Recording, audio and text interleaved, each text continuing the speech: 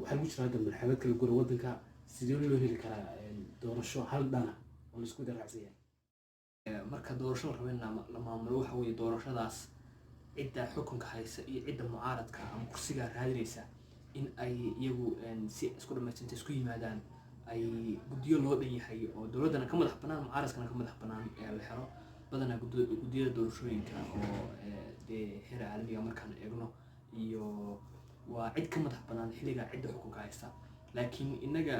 dhibta ugu weyn hadda jirta waxa weeye guddiyadii dowladdu ay magacowday oo ahaa guddiga doorashooyinka madaxa bannaan in mucaaradkii ay leeyihiin waxaa ku jira xubno dowladda ka mid ah waa run qofku waa muwaadin Soomaaliyeed isagoo dowladda xubinka uu ka mid noqon karaa guddiga madaxa bannaan ee doorashooyinka laakiin waa inuu xubinnimada uu dowladda ka hayo marka hore uu waayaa markaas si uusan dhan ugu badan marka waxaa loo gudbi karaa doorasho hal dhan ah inay dhacdo waxaa loo gudbi karaa in